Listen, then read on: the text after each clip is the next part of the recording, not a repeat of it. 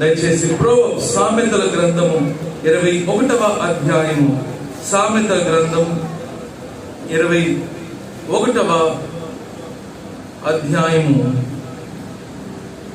ఇందులో 21వ వచనం. నీతిని కృపను అనుసరించువాడు జీవమును నీతిని ఘనతను పొందును. హల్లెలూయా. ఏం చెప్పడం అమ్మా, చెప్పండి, సంతోషంగా చెప్పండి ఒకసారి. హల్లెలూయా. ఏం పొందుకుంటామని దేవుడు చెబుతున్నాడు? చెప్పండి, ఏం పొందుకుంటామని చెబుతున్నాడు? చదవండి, బైబిల్స్ చూడండి, బైబిల్స్ చూడండి. నీతిని ఘనతను, అంతేనా? తెలుగులో ఉంది. సరే, ఇంగ్లీష్ లో ఏముందో నేను చెప్తాను. ఇంగ్లీష్ లో ఏముందో చెప్తే మీలో చాలా మంది సంతోషపడతారు. అమ్మయ్య, ఈరోజు వచ్చినందుకు నా ఒక మేలైన వాక్యం నేను విన్నాను అని ఆనందపడతారు. ఇంగ్లీష్ లో ఏమన్నదంటే లైఫ్, ప్రాస్పెరిటీ అండ్ ఆనర్. జీవమును, అభివృద్ధిని, ఘనతను. ఏంటి? జీవమును, అభివృద్ధిని, ఘనతను. ఇవి నాకు వద్దండి అనుకునే వాళ్ళు ఎవరన్నా ఉంటే ఒకసారి చేతులు ఎత్తారు, మీ వందనాలు చెప్తాను. ఉన్నారు అలాంటి వాళ్ళు? నాకు జీవం వద్దండి, నాకు ఘనత వద్దండి, నాకు అభివృద్ధి వద్దండి అనేవాళ్ళు ఎవరన్నా ఉంటే చెప్పండి. ఎంతమంది దూరంగా కూర్చుంటారో వాళ్ళు ఏమనుకుంటారు తెలుసా? నాకు జీవం వద్దండి అంటున్నారు, నాకు ఘనత వద్దండి అని చెప్పని అంటున్నారు, నాకు దేవుని వల్ల వచ్చి అభివృద్ధి వద్దండి అంటున్నారు. ఎందు గురించి అంటే నువ్వు ఎంత దగ్గరగా ఉంటావో ఇవన్నీ కూడా నీకు అంత చేరువవుతాయి. చెప్పండి గట్టిగా, చెప్పమని కూడా నేను చెప్పాల్సి వస్తాను. హల్లెలూయా. నువ్వు దేవునికి ఎంత సమీపంగా ఉంటావో దేవుని మాటలు అంత చక్కగా వినపడతాయి. హల్లెలూయా. దేవుని మాటలు ఎంతగా గ్రహిస్తావో దేవుని వాగ్దానాలు అంతగా నీ పట్ల నెరవేరుతాయి. హల్లెలూయా. అందుకే దేవుని సన్నిధిలో స్థలము కొరకు పోటీలు పడాలండి. వింటున్నారా? అందుకని 10:30కు వచ్చేసి ఖర్చు వేసేసి మళ్ళీ 11:30కు రావాలి. మహానుభావులు 11 అలాంటి వాళ్ళు కూడా ఉంటారు. నేను 10:30కే వచ్చానండి అంటే ఇంకొకళ్ళు వచ్చి అంటారు, నేను 10:15కే వచ్చానండి, అది చూడండి ఆ ఖర్చు ఇన్నారే. ఆ బ్యాచ్ కావాల్సి. అర్థమవుతుందా? దేవుడు ఒక సమయాన్ని ఇచ్చినప్పుడు ఆ సమయానికి మనం వచ్చి దేవుని సన్నిధిలో ముందుండి ఆసక్తిగా దేవుని మాటలు వినేవారుగా మనం ఉండాలి. హల్లెలూయా. ఈ 3 నాకు కావాలని మనం కోరుకుంటున్నాం. మీరు అందరూ కోరుకుంటున్నారు నాకు తెలిసి. ఇప్పుడు చెయ్యెత్తమంటే వెంటనే ఎత్తేస్తారు అందరూ. అసలు అర్థమైన అర్థం కావాలి ఎత్తేస్తారు. ముందు చెయ్యెత్తండి అంటే ఎత్తేస్తారు. హల్లెలూయా చెప్పండి అంటే చెప్పేస్తారు. మనం చాలా మంచోడు. హల్లెలూయా చెప్పండి, చెప్తారు కదా, చెప్పండి. హల్లెలూయా. Very good. దేవుడు అంటున్నాడు 3 విషయాలు మీరు పొందుకుంటారు. నెంబర్ 1 జీవాన్ని పొందుకుంటారు. నెంబర్ 2 అభివృద్ధిని పొందుకుంటారు. నెంబర్ 3 ఘనతను పొందుకుంటారు. పొందుకోవడం బాగానే ఉంది, కానీ ఎప్పుడు పొందుకుంటారు? ఇది ప్రాముఖ్యమైన విషయం. పొందుకోవడం బాగానే ఉంది. అమ్మఒడి పథకం ఎంతమందికి తెలుసు మీలో? Very good. అమ్మఒడి పథకం గురించి అడగానే అసలు మొహాల్లో చిరునవ్వు కనపడుతుంది. ఏమండి? ఆ పథకానికి ఏమేమి కావాలో కూడా మీకు బాగా తెలుసు. చదువు వచ్చినా రాకపోయినా అడిగి, పక్కన వాళ్ళని అడిగి మరీ కనుక్కొని మరీ మనం చాలా జాగ్రత్తగా దానికి కావాల్సిన అప్లికేషన్లో పెట్టుకొని అన్ని చేస్తాం. వీలైతే లేనిపోయి కూడా పెడతాం ఇందులో. అంత బాగా తెలుసు. హల్లెలూయా. దేవుని విషయంలో కూడా తెలుసుకోవాలి. నువ్వు ఆశీర్వదించబడటం ఎలాగో తెలుసుకోవాలి. నువ్వు ఘనత పొందుకోవడం ఎలాగో నువ్వు తెలుసుకోవాలి. దేవుని దగ్గర నుంచి జీవాన్ని పొందుకోవడం ఎలాగో నువ్వు తెలుసుకోవాలి. హల్లెలూయా. దేవుడు ఈ రోజు అదే విషయాన్ని మీకు తెలియపరుస్తున్నాడు.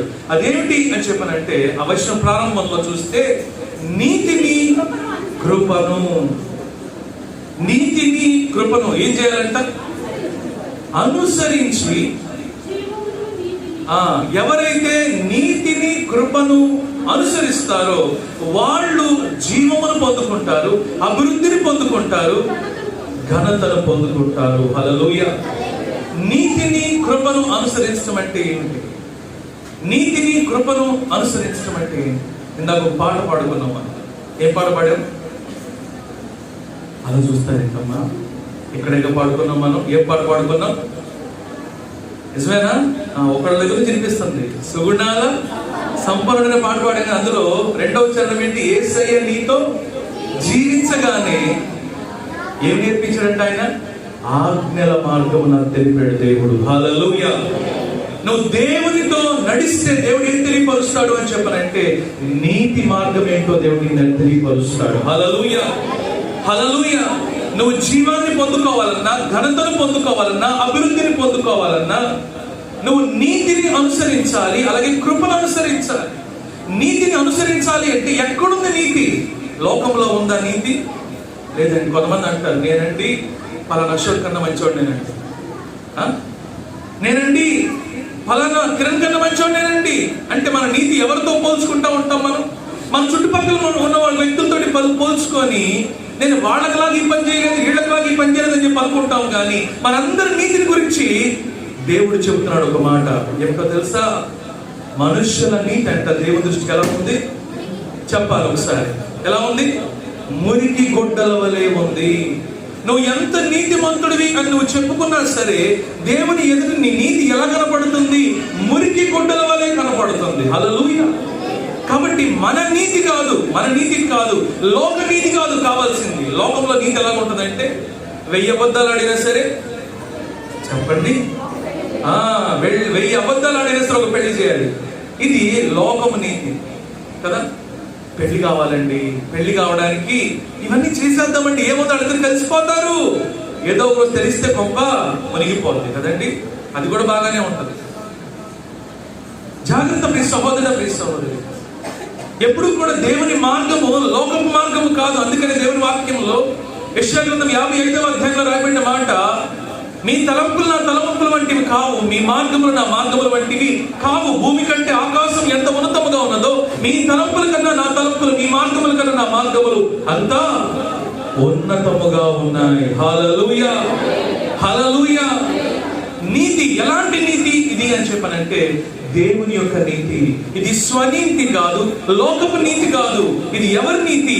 దేవుని నీతి. హల్లెలూయా. దేవుని నీతి ఎందులో కనపడుతుందో తెలుసా అండి? దేవుని వాక్యంలో కనపడుతుంది. నువ్వు నీతిగా జీవించాలనుకుంటున్నావు, నువ్వు నీతిగా జీవించాలి అని చెప్పనంటే దేవుని వాక్యాన్ని శ్రద్ధగా చదివే వ్యక్తిగా, శ్రద్ధగా వినే వ్యక్తిగా ఉండాలి. నేను ఎక్కువ శాతము నా జీవితంలో నుంచే సాక్ష్యాలు చెప్పడానికి ఇష్టపడతాను. ఎందు గురించి అని చెప్పనంటే నేను ఏది పాటిస్తానో అది మీకు చెప్పడానికి ఇష్టపడతాను. మారు మనసు పొందిన తర్వాత దేవుని గురించిన ఆరాటము, దేవుని గురించిన ఆసక్తి, దేవుని తెలుసుకోవాలి అనే మనసు ఎంత విపరీతంగా ఉండేది అని చెప్పనంటే నేను దేవుని సన్నిధికి ఎప్పుడూ కూడా మిస్ అవ్వడానికి ఇష్టపడేవాడిని. సాధ్యమైనంత వరకు, నాకు గుర్తున్నంత వరకు మారు మనసు పొందిన దగ్గర నుంచి మందిరము లోపలే ఒక అడుగు వేయడానికి ఇష్టపడతాను. ఎందు గురించి అంటే ఆయనకి సమీపంగా ఉండి ఆయన మాటల్ని జాగ్రత్తగా వినాలి, ఒక్క మాట కూడా మిస్ అవ్వకూడదు. హల్లెలూయా. ఎందు గురించి అంటే ఆయన మాటలో జీవం ఉంది. హల్లెలూయా. ఎవరి మాటలో జీవం ఉంది? నా మాటలో కాదు జీవం ఉంది, దేవుని మాటలో జీవం ఉంది. ఆయన మాటల్లో నీతి ఉంది. ఆ నీతిని ఎవరైతే అనుసరించి జీవిస్తారో వాళ్ళకి దేవుడు ఏమిస్తాడు? జీవాన్ని ఇస్తాడు, అభివృద్ధిని ఇస్తాడు, ఘనతను కూడా ఇస్తాడు. హల్లెలూయా, హల్లెలూయా. ప్రియ సహోదరుడా, ప్రియ సహోదరి, దేవుని నీతిని పక్కన పెట్టి అడ్డ మార్గాల్లో, వంకర మార్గాల్లో, లోకపు మార్గాల్లో వెళ్లే ప్రయత్నం చేశావా? నువ్వు టెంపరీగా ఏవో కొన్ని పొందుకుంటావేమో గాని మేలైన వాటిని కోల్పోతావు. అపవాది వేసే బిస్కెట్లు అన్నమాట. లోకములో ఉన్న అవినీతికి సంబంధించినవన్నీ కూడా అపవాది నీకు ఎర్ర చూపిస్తా ఉంటాడు. ఎర్ర అంటే తెలుసా అండి? అమ్మ, ఎర్ర ఎప్పుడైనా చూసారా? ఏంటి ఎర్ర అంటే? ఏం చేస్తారు?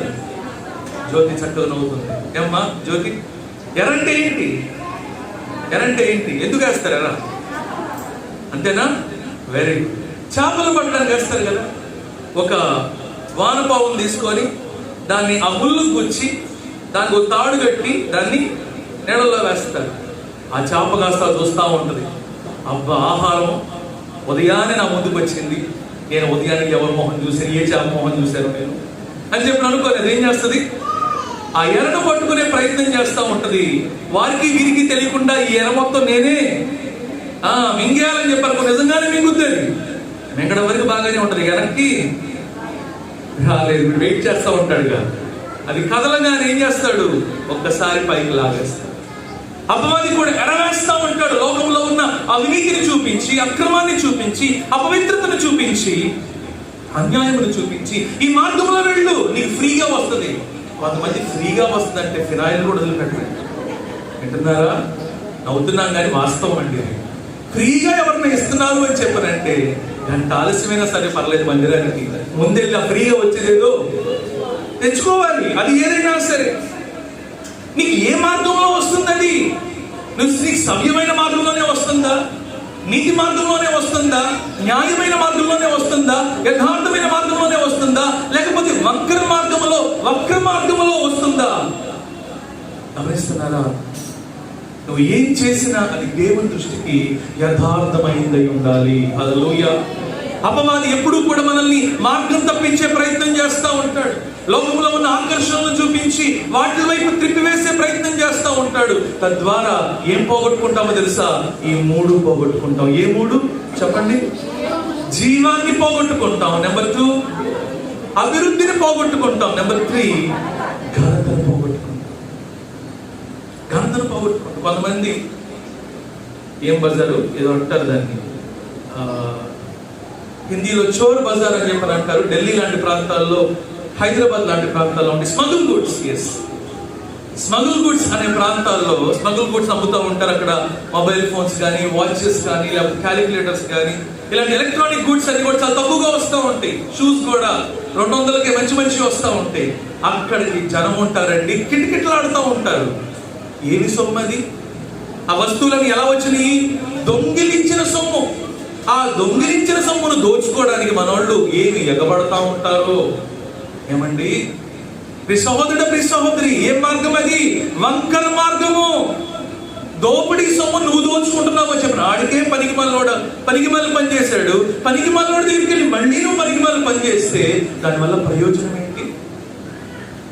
నువ్వు దేవుడిచ్చే ఆశీర్వాదాన్ని పోగొట్టుకుంటున్నావు, దేవుడిచ్చే ఘనతను పోగొట్టుకుంటున్నావు, దేవుడిచ్చే నిత్య జీవాన్ని పోగొట్టుకుంటున్నావు.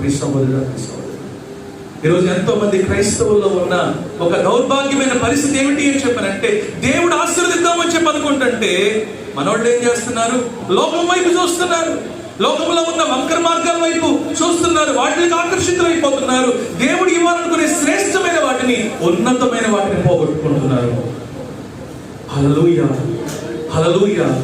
అందుకే ప్రభు చెప్తాడు, ఏ మార్గాన్ని అనుసరించాలంట? నీతి మార్గాన్ని అనుసరించాలి. నువ్వు నీతి మార్గాన్ని అనుసరించాలి అంటే దేవుని వాక్యాన్ని చదవాలి, దేవుని వాక్యానికి లోబడాలి. అందు గురించనే 1 కీర్తన 1-2 వచనాలు కనుక చూసినట్లయితే అక్కడ రాయబడిన మాట, దుష్టుల ఆలోచన చొప్పున నడవక, పాపుల మార్గము నిలవక, అపహాసకులు కూర్చున్న చోటున కూర్చుండక, యెహోవా ధర్మశాస్త్రమునందు ఆనందించుచు దివారాత్రములు దానిని ధ్యానించువాడు ధన్యుడు. అతడు నీటి కాలువల యోర నాటబడ్డదే ఆకువాడక తన కాలమందు ఫలమిచ్చు చెట్టు వలనను అతడు చేయనది అంతయు సఫలము. ఏ రోజు పెట్టుకుందామండి? ఏకాదశి రోజు పెట్టుకుందామా? ఏకాదశి రోజు పెట్టుకుందామా? వృత్తము ఏ రోజు స్టార్ట్ చేద్దామండి? వ్యాపారము సోమవారం స్టార్ట్ చేద్దామా? బుధవారం స్టార్ట్ చేద్దామా? అయ్యో మంగళవారం వద్దండి. చూసారా? నువ్వు అభివృద్ధి చెందాలి అని చెప్పానంటే ఈ వార ఫలాలు, ఈ జ్యోతిష్యాలు, లేకపోతే వాస్తులు ఇవి కాదండి. కొంతమంది పాస్టర్ గారి కన్నా ముందు తయారైపోతారు. వీళ్ళు పన్నీళ్ళు కాదు, వీళ్ళు చేసేస్తారు. ఏది ఆ దిష్టి తీసేయడం, ఆ మిరపకాయలు ఏదో పెట్టేసేయడం, ఆ గుమ్మడికాయ ఏదో పగలు కొట్టేసాం, నానా బీభత్సం అంతా ముందు చేసేసి, పాస్టర్ గారు మీకోసం వెయిట్ చేస్తానండి, రండి పాస్టర్ గారు నూనెసి ప్రార్థన చేయండి. ఏమేసి ఈ లోపు వీళ్ళు చేయాల్సిన కార్యక్రమం అంతా చేసేసి అప్పుడు పాస్టర్ గారు చెప్తారు, పాస్టర్ గారు నూనెసి ప్రార్థన చేయండి. పాస్టర్ గారు ఇంకేమి నూనండి, నువ్వు చేయాల్సిందంతా పనికి మాలిన పనులన్నీ కూడా చేసేసి పాస్టర్ గారిని పిలిచి నూనెసి ప్రార్థన చేసినా, ఇంకేమేసి ప్రార్థన చేసినా దానివల్ల ప్రయోజనము లేదు. ఆ తర్వాత నష్టాన్ని చూస్తూ ఉంటే అదేంటో పాస్టర్ గారు కష్టం వచ్చేస్తుంది, అదేంటోనండి నేను ప్రార్థన బాగా చేసుకున్నామండి, పనికి మాలిన పనులు కూడా బాగా చేస్తున్నావు, ప్రార్థన చేస్తున్నాను అంటున్నావు, రెండో పక్కన ఏమి చేయకూడదని దేవుడు చెబుతున్నాడో వాటిని కూడా చేస్తున్నావు. 2 పడవల మీద కాలేస్తా దేవుని వాగ్దానాలు నీ పట్ల నెరవేరాలి అంటే ఎలా నెరవేరుతాయి? నెరవేరవు. దేవుడు తెలియపరుస్తున్నాడు. నువ్వు ఎప్పుడు ఫలిస్తావో తెలుసా? యెహోవా ధర్మశాస్త్రమును ఆనందించు దివారాత్రములు దాన్ని ధ్యానించువాడు ధన్యుడు. అతడు నీటి కాలువలు ఎవరైనా నాటబడింది ఆకువాడక తన కాలమందు ఫలమిచ్చు చెట్టు వలన అతడు చేయనంతయు సఫలమగును. హల్లెలూయా. నువ్వు దేవుని వాక్యమును చదవాలి, దేవుని వాక్యాన్ని ధ్యానించాలి, దేవుని వాక్యానికి లోబడాలి.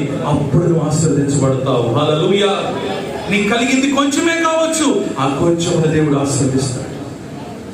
నువ్వు ₹1,00,000 సంపాదించుకొని కింద చిల్లు ఉందనుకోండి ఆ డబ్బాకి, ఏమండి డబ్బా అంతా నింపేశారు నూనెతోటి, మంచి నూనె, కింద చిన్న చిల్లు ఉంది, ఏమవుతుంది? డబ్బాడు నూనె ఏమైపోద్ది? కారిపోద్ది కదా. దేవుని మార్గంలో కాకుండా ఏ మార్గంలో వెళ్ళి మనం సంపాదించుకున్నా అదంతా కూడా నాశనంలోకి వెళ్ళటమే. కాబట్టి ప్రియ సహోదరి కక్కుర్తి పడొద్దు, లోకంలో ఉన్న వాటి వైపు ఆకర్షించబడొద్దు. ఏది దేవుని నుంచి వస్తున్నాయో, ఏది దేవుని నుండి కావో ఆ విషయాల్లో జాగ్రత్తగా ఉండాలి. దేవుని నుండి వచ్చేవి ఎప్పుడూ కూడా మీరు దాచాల్సిన ఇన్ఫర్మేషన్ దాచాల్సిన అవసరం ఉండదు. అర్థమవుతుందా? దేవుని నుండి వచ్చేది ఎప్పుడూ కూడా మీరు చక్కగా ధైర్యంగా చెప్పుకోవచ్చు మీ గురించి మీరు. హల్లెలూయా. దేవుని నుండి కానిది ఎప్పుడు కూడా దాచాల్సి వస్తుంది. దాచే పనులు చేస్తున్నావా? నీ సర్టిఫికెట్లు దాచే పనులు చేస్తున్నావా? నీ ఇంట్లో ఏదైనా దాచే పనులు చేస్తున్నావా?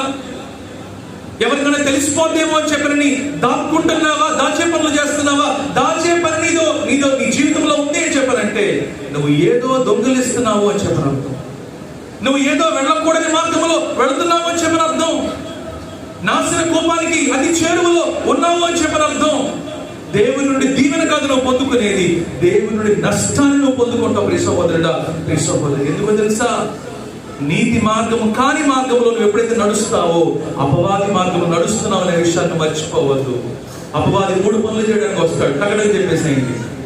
అపవాది 3 పనులు చేయడానికి వస్తాడు. 1 దోచుకోవడానికి, 2 హత్య చేయడానికి, 3 నాశనం చేయడానికి వస్తాడు. నువ్వు ఎప్పుడైతే దేవుని మార్గాన్ని తప్పి నడుస్తావో, దేవుని మార్గాన్ని తప్పి జీవిస్తావో, దేవుని మార్గాన్ని తప్పి నువ్వు బ్రతుకుతావో అపవాదిని నీ జీవితంలోనికి ఆహ్వానిస్తున్నావు. నీ జీవితాన్ని చిన్నాభిన్నం చేయనట్లుగా నీ చేతులారా నువ్వే నీ జీవితాన్ని పాడు చేసుకుంటున్నావు. అందుకే దేవుడు తన వాక్యంలో రాయించాడు, జ్ఞానవంతురాలు తన కుటుంబాన్ని కట్టుకుంటారు. భర్తకి మంచి సలహాలు ఇవ్వండి, భర్తలు భార్యకి మంచి సలహాలు ఇవ్వండి, భార్యాభర్తలు ఇరువురు కూడా బిడ్డలకి మంచి సలహాలు ఇవ్వండి. మీరు నడుస్తూ బిడ్డలను కూడా దేవుని మార్గంలో నడిపించండి. హల్లెలూయా. మనం ఎప్పుడైతే నీతి మార్గం అంటే దేవుని మార్గము అంటే వాక్యానుసారంగా జీవిస్తామో మనము జీవాన్ని పొందుకుంటాము, ఘనతను పొందుకుంటాము, అభివృద్ధిని పొందుకుంటాం. నెంబర్ 2 కృప. ఏమిటది? కృప. ఇందాక కొంత నాన్నగారు చెప్పారు. కృప అనే మాట ఇంగ్లీష్ లో ఏమని రాయబడింది అంటే లవ్ అనే మాట రాయబడింది. దాన్ని యాజ్ ఇట్ ఈస్ గా ట్రాన్స్లేట్ చేస్తే ప్రేమ. నువ్వు ఘనత పొందుకోవాలి అని చెప్పాలంటే నువ్వు నీ శత్రువులను కూడా ప్రేమించే వ్యక్తివై ఉండాలి. చెప్పండమ్మా. ఆటల్లా ఎట్లా ప్రేమిస్తామండి మీ పిచ్చి గాని? వాళ్ళు ఎంత చేశారు అనుకుంటున్నారు, మర్చిపోతాం అనుకుంటున్నారా? వాళ్ళు ఏం చేశారు అంతకంతకు చూపిస్తామండి. మీ జీవితంలో ఎన్నటికీ దేవుని వాగ్దానం నెరవేరవు. ప్రియ సహోదరుడు దేవుని దగ్గరికి వచ్చి నీ స్వభావాన్ని కనుక విడిచిపెట్టే మనసు నీకు లేకపోతే దయచేసి చెబుతున్నాను, ఈ సమయాన్ని కేవలం వ్యర్థం చేసుకుంటున్నాను. దేవుని సరిదంటే ఎంటర్టైన్మెంట్ ఛానల్ కాదు. నేను ఎందుకు అందరినీ చూడాలి అని చెప్పని కోరుకుంటాను అని చెప్పనంటే మీరు దేవుని వాక్యం పట్ల అటెన్షన్ పెట్టకపోతే, దేవుని వాక్యాన్ని వినడానికి రాకపోతే మీరు మీ సమయాన్ని, విలువైన సమయాన్ని వ్యర్థం చేసుకున్నారు. ప్రియ సహోదరుడు, ప్రియ సహోదరి, స్థలము లేక ఖాళీ లేక అప్పుడు దూరంగా ఉంటే పర్వాలేదు.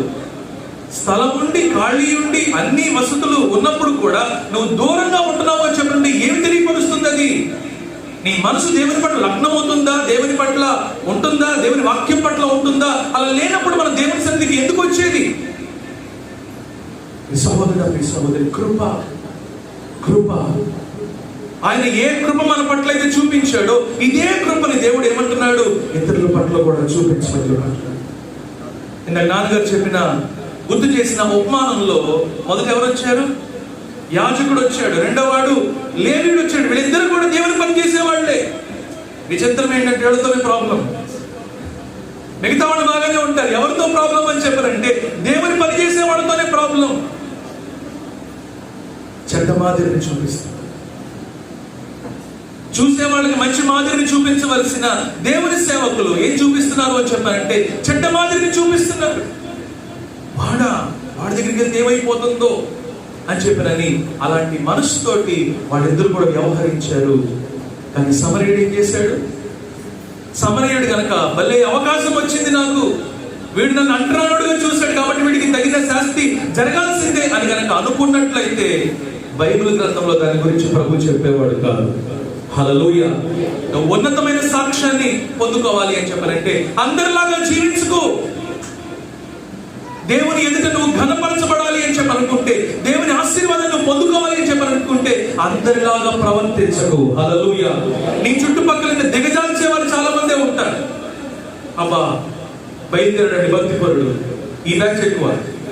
బయలుదేరిందండి భక్తిపరురాలు, ఏదో కొంచెం ప్రార్థన చేసుకుందాం అనుకుంటే అబ్బా ఈవిడ గాని చేస్తుందండి ప్రార్థన, అబ్బా ఈయన గాని చేస్తుందండి ప్రార్థన మొదలు పెట్టేస్తారు. వీళ్ళందరూ కూడా లాగేవాళ్ళు. నీ సహోదరు లాగే వాళ్ళ వైపు చూడమాకు, నువ్వు దేవుని వైపు చూడు. హల్లెలూయా, హల్లెలూయా. నీ దేవుడు ఏం చెబుతున్నాడు ఆయన స్వరము విను, ఆయన మాట విను, ఆయన మాటకు లోబడు. ఆయన ఏం చెప్పాడో అది ఆయన చేస్తాడు. హల్లెలూయా. ఆయన ఏం వాగ్దానం చేశాడో ఆ వాగ్దానాన్ని ఖచ్చితంగా నెరవేరుస్తాడు. నీతిగా జీవించడం ఎంత ప్రాముఖ్యమో కృప చూపించడం చాలా ప్రాముఖ్యం. సాధారణంగా మనిషికి ఉన్న లక్షణం ఎలా ఉంటుంది అంటే మనకు మేలు చేసే వాళ్ళని ప్రేమించడం అంటే చాలా సరదా, చాలా ఇష్టం. వాళ్ళకి ఏమైనా చేయడానికి ఇష్టపడతాం, ఎంత దాకానే పెట్టడానికి ఇష్టపడతాం. కానీ ప్రభువు కోరుకునేది కాదు. గ్రాండ్ స్టెయిన్స్ అనే వ్యక్తి వేరే దేశం నుంచి మన దేశానికి వచ్చి ఒరిస్సా ప్రాంతంలో పరిచయం చేస్తున్నారు. భార్యాభర్తలు ఇరువురు కూడా ఎంతో చక్కటి పరిచయం చేస్తున్నారు. ఒకనొక రోజు రాత్రి గ్రాండ్ స్టెయిన్స్ గారు ఆయనతో పాటు ఇద్దరు బిడ్డలు కారులో ప్రయాణమయ్యి మరి బాగా రాత్రి అయిందని చెప్పేసి నేను ఒక మందిరం దగ్గర కారు నాపి ఆ కారులోనే పడుకున్నారు. దీన్ని గమనిస్తున్నారు ఎవరు? యేసుక్రీస్తు ప్రభు అంటే నచ్చని వాడు. అవకాశాన్ని వాళ్ళు అందిపుచ్చుకొని ఆ కారు చుట్టూ కూడా పెట్రోల్ పోసేసి ఆ కారుని తగలబెట్టేశారు. గ్రాండ్ స్టెయిన్స్ గారు చనిపోయారు. ఆయనతో పాటు ఇద్దరు చిన్న బిడ్డలు కూడా చనిపోయారు. ఇది ఎలాంటి క్రియ? ఇది ఎలాంటి క్రియ? దేశమంతా కూడా ఒక్కసారి నిశ్శబ్దం అయిపోయింది. దేశమంతా కూడా ఒక్కసారి స్తంభించిపోయింది. కారణం ఏమిటంటే బయట దేశం నుంచి వచ్చాడు, కుష్ఠరోగుల మధ్యలో సేవ చేస్తున్నాడు, దేవుని ప్రేమ చూపిస్తున్నాడు. మన వాళ్ళు ఏం చేశారు? నిప్పంటించి చంపేశారు, కాల్చి పూడించేసేసారు. బిడ్డలు అన్న కనికరం కూడా లేకుండా మతము అనే పిచ్చితోటి ఏం చేశారు? చంపేశారు. మీడియా అంతా కూడా ఇండియా వైపు చూస్తుంది. గ్రాండ్ స్టెయిన్స్ వాళ్ళ భార్య వైపు చూస్తుంది. ఈమె ఏం చెబుతుందా ఆమె స్టేట్మెంట్ తీసుకొని ఎవరైతే పని చేశారో వాళ్ళని ఉరి కమ్మ ఎక్కిద్దాము అని చెప్పిన వాళ్ళందరూ చూస్తా ఉంటే ఆమె దగ్గరికి వచ్చి అడుగుతున్నారు, అమ్మా ఇది ఎవరు చేశారు? ఒక మాట మీరు చెప్పండి, మీ ఇష్టం మేరకు వీళ్ళని మరణశిక్ష వేయిస్తాం, మీకు న్యాయం జరిగేలాగా చూస్తాము. లోకమంతా ఏం చెప్తుందో తెలుసా? లోకమంతా చెప్పే మాట ఏంటో తెలుసా? వాడి చావు నా కళ్ళారా నేను చూడాలి. ఇది లోకం మాట. వాడికి ఏదన్నా అయితే వాడికి శిక్ష పట్టము నా కళ్ళారా చూడాలి. ఆలోచించండి. చిన్న చిన్న బిడ్డలు ఉన్నారు, యవ్వనంలో ఉందామే అంటే ఒక 10 సంవత్సరాల లోపే అయి ఉంటుంది పెళ్ళయి. అంత తక్కువ వయసులో భర్త చనిపోయాడు, బిడ్డలు చనిపోయారు. ఎలాగా? చంపబడ్డారు. ఎవరికైతే మేలు చేద్దామని చెప్పని వచ్చారో వాళ్ళే వీళ్ళని చంపేస్తారు. మీరైతే ఏం చేస్తారు? మనమైతే ఏం చేస్తాం? ఆమె చెప్పిన సమాధానం ఏంటో తెలుసా? మేము ఇక్కడికి వచ్చింది ప్రభు ప్రేమను ప్రకటించడానికి వచ్చాము. హల్లెలూయా. ప్రతీకారం తీర్చుకోవడానికి రాలేదు, ప్రభు ప్రేమను ప్రకటించడానికి వచ్చాము. వాళ్ళు తెలియక చేశారు.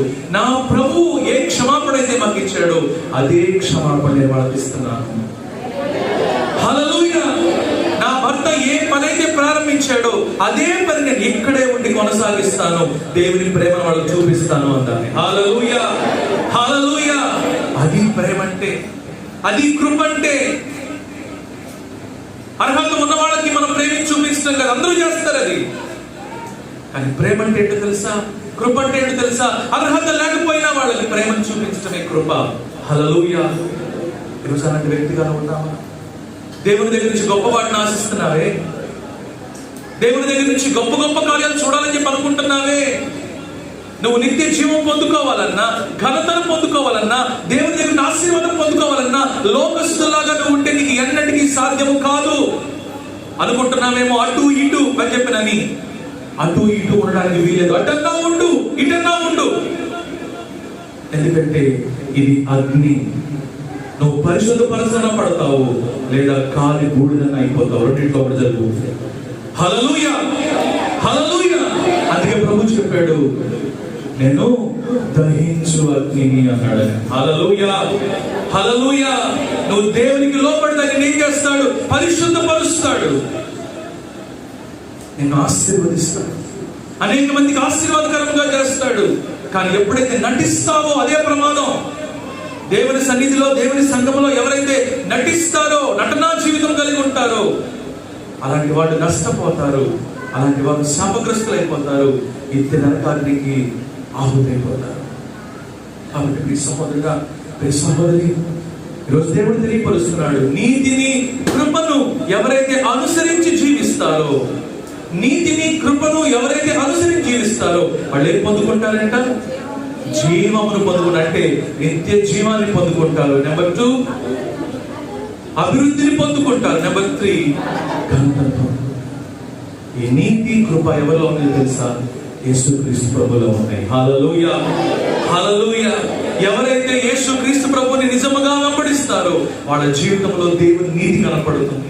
ఎవరైతే యేసుక్రీస్తు ప్రభు నిజముగా వెంబడిస్తారో వాళ్ళ జీవితంలో దేవుని యొక్క కృప కనపడుతుంది. నువ్వు కృప చూపిస్తే నువ్వు కృపను పొందుకుంటావు. నువ్వు క్షమిస్తే క్షమించబడతావు. ప్రేమిస్తే ప్రేమించబడతావు. హల్లెలూయా, హల్లెలూయా. నువ్వు నీతి మార్గంలో నడిస్తే నువ్వు ఆశీర్వదించబడతావు. హల్లెలూయా. అంటే కృప దేవుడు మనకు అనుగ్రహించాలని ప్రార్థన చేద్దాం. మోకరించగలిగిన వారందరూ కూడా మోకరించండి, ప్రార్థన చేద్దాం. హల్లెలూయా, హల్లెలూయా, హల్లెలూయా. ప్రతి ఒక్కరు నోళ్ళు తెరుద్దాం. నోళ్ళు తెరిచి ఈరోజు దేవుడు ఆశించే ఆ నీతి, దేవుడు ఆశించే ఆ కృప నీ జీవితంలో ఉందా? పరీక్షించుకుందామండి. నువ్వు దేవుని నీతి మార్గంలో నడుస్తున్నావా? ఘనతను కోరుకుంటున్నావు, మంచిది. అభివృద్ధిని కోరుకుంటున్నావు, మంచిది. నిత్య జీవాన్ని కోరుకుంటున్నావు, మంచిది. కానీ దేవుడి నీతి మార్గంలో నడుస్తున్నావా? వంకర త్రోవలు, వంకర మార్గాలు నీ జీవితంలో ఏమన్నా ఉన్నాయా?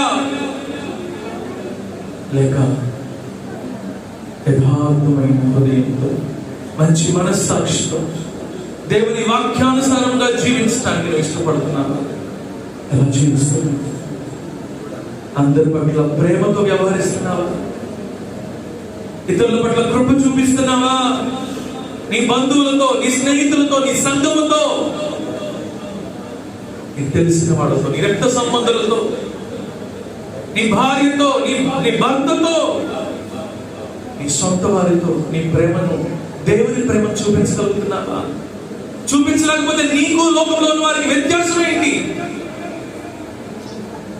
నువ్వు గొప్పగా దీవించాలి అంటే గొప్పగా సమర్పించుకో. నువ్వు దేవుని దగ్గర నుంచి ఘనత పొందుకోవాలి అంటే దేవునికి లోబడు. యోసేపుకి ఎంత హాని చేసినప్పటికి కూడా తన అన్నదమ్ముల్ని క్షమించడే కానీ ఒక్క మాట కూడా యోసేపు మాట్లాడలేదు. అందుకనే దేవుడు యోసేపుని బహుగా ఆశీర్వదించాడు, బహుగా ఘనపరిచాడు, అనేక మందికి ఆశీర్వాదకరంగా చేశాడు. ప్రియ సహోదరుడా, ప్రియ సహోదరి, ఈరోజు అలాంటి మనసుని కొందా, అలాంటి మనసుని కొందా. సిలువలో రక్తము కార్చాడు ప్రభు. మనం ఇంకను పాపులుగా ఉండగా, ఇంకను శత్రువులుగా ఉండగా, ఇంకను చీకటి అయి ఉండగా ప్రభు మన కొరకు రక్తము కార్చాడు సిలువలో. ఆయన ప్రార్థిస్తున్నాడు, తండ్రి వీరేమి చేయించున్నారో వీరెరుగరు కనుక వారిని క్షమించండి. ఈ ప్రార్థన చేయగలుగుతున్నావా? ఈ ప్రార్థన చేయగలుగుతున్నావా? ఈ ప్రార్థన చేయగలుగుతున్నావా? క్షమించగలుగుతున్నావా? ప్రేమించగలుగుతున్నావా? ప్రార్థించగలుగుతున్నావా? ద్వేషించే వారిని ప్రేమించగలుగుతున్నావా? నేను బాధపడుతున్న వారి గురించి ప్రార్థించగలుగుతున్నావా? ఒక్కసారి మన జీవితాన్ని పరీక్షించుకున్నాం. హల్లెలూయా, హల్లెలూయా, హల్లెలూయా, హల్లెలూయా. ప్రతి ఒక్కరు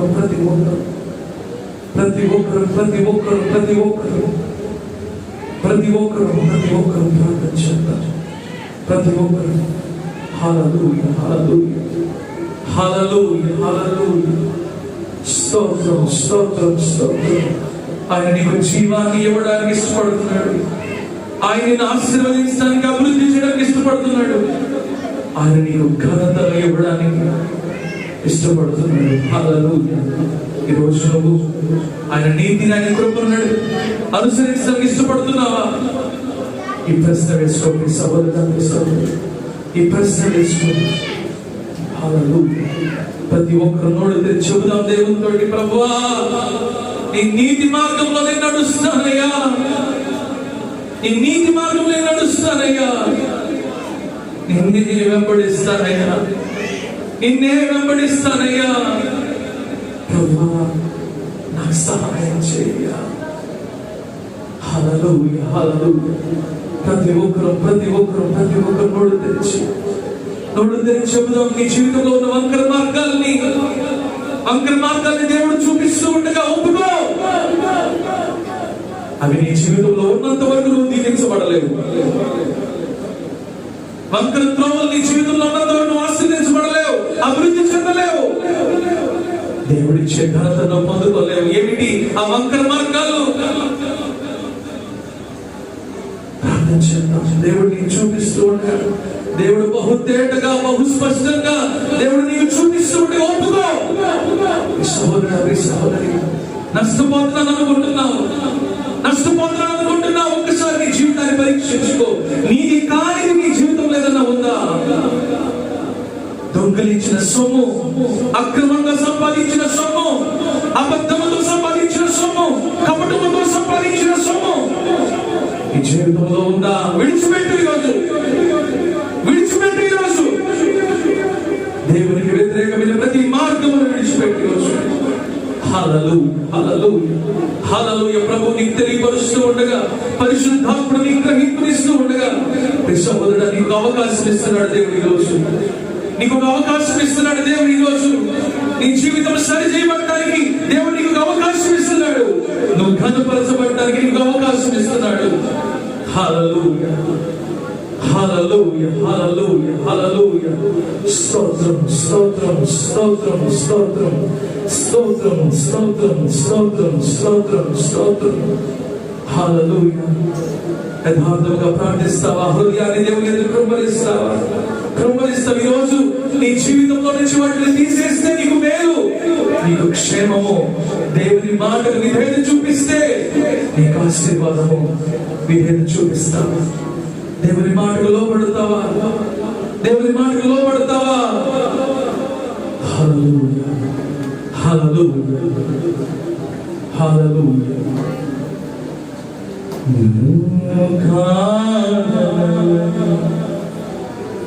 నన్ను కాదనలేవు, నీ చెంతకు చేరినా, నీ ప్రేమే చాలని, నిన్ను ప్రేమించాలని, నీ మనసే కోరినా,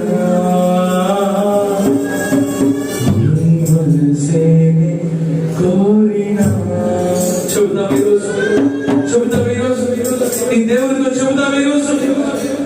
నన్ను కాదనలేవు, నీ చెంతకు చేరినా,